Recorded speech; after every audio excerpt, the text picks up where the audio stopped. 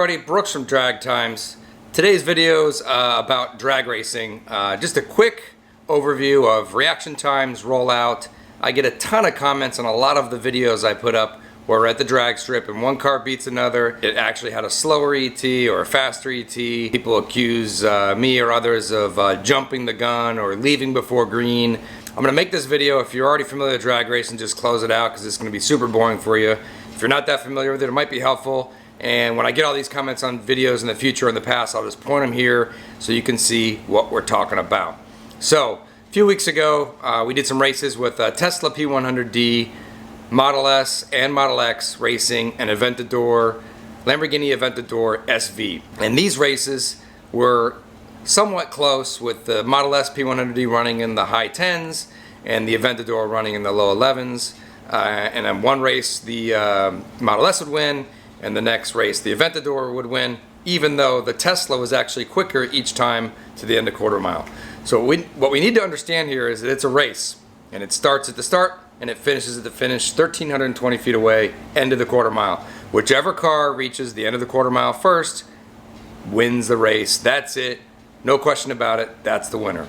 So even though you have a faster car, you can still lose the race if the other guy or the other car crosses the finish line first. So how does that happen? Well, it's all about reaction time. When you line up the cars at the start, you have a 1 foot rollout, you stage the car and you line up at the line, there's a reaction time. And if the faster car takes longer to react to the green light and the slower car leaves first, then it can legitimately win the race, even though it had a slower ET.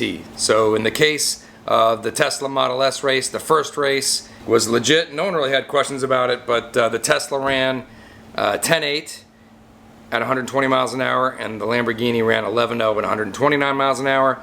And I'll put up the time slip, and the Tesla had not a great reaction time at all, 1.2 seconds, and the Aventador, the guy who's driving the Aventador, was first time at the drag strip, so we're not expecting like great reaction times out of him. It was a reaction time of 3 seconds, which is obviously absolutely terrible. So the slower car, the Aventador in this case, had a 2-second deficit against the Tesla right off the bat. So in that case, you know, the Tesla ran 10.8, the Aventador ran 11.0, and the Tesla won by 2.1 seconds. That means across the finish line, 2.1 seconds before the Aventador did. So the next one's this is where we get everyone all kind of worked up. So in this race, we have the Tesla P100D against the Lamborghini Aventador, and this time, I was actually driving the Lamborghini Aventador against Dan, who was driving the Tesla. So I've been seeing the Tesla run 10.7, 10.8 all night long. The Aventador is yet to break into the 10s, running low 11s. I knew that in order to beat Dan, I was going to have a really good reaction time, be really aggressive off the launch. And that's what I did. Now, I did take a little bit of a risk. I could have red lighted, but I didn't. And this is where people get all worked up. You can leave before the light turns green. And I can tell you this, if you leave when you see that light turn green, you're probably going to lose the race because your reaction time just physically can't leave quick enough. You have to anticipate that green. So you actually have to leave before the light turns green, and that's legit. You actually should leave like between the yellow and the green, somewhere in there, and after you do it enough, you'll get used to it. But as you can see, when we play the frames slowly, you can see me actually leave before the light turns green, but my car, the Lamborghini, did not break the second staging beam before the actual light turned green. So that my reaction time was really good. As you can see in the time slip, it was 0.008 to Dan's 0.38. Dan really didn't have a good reaction time there. And what that shows is that even though he ran 10.9 in that race and I ran 11.1, he actually had a better ET, but I actually won the race because I had a better reaction time and I crossed the finish line 0.15 sooner than he did. So here you go. I'm going to play that video now, and you can see the race, how the race turned out, and see me actually cross the finish line first, even though he had a 10.8 and I had 11.1.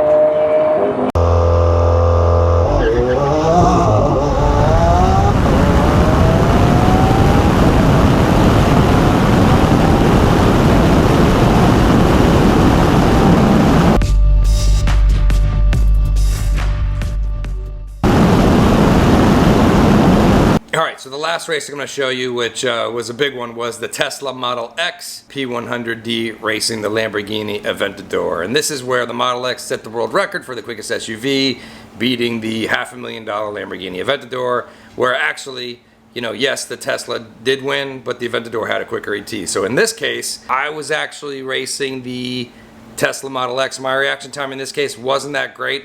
I knew that I was going up a driver in the Aventador whose reaction time wasn't going to be that good either.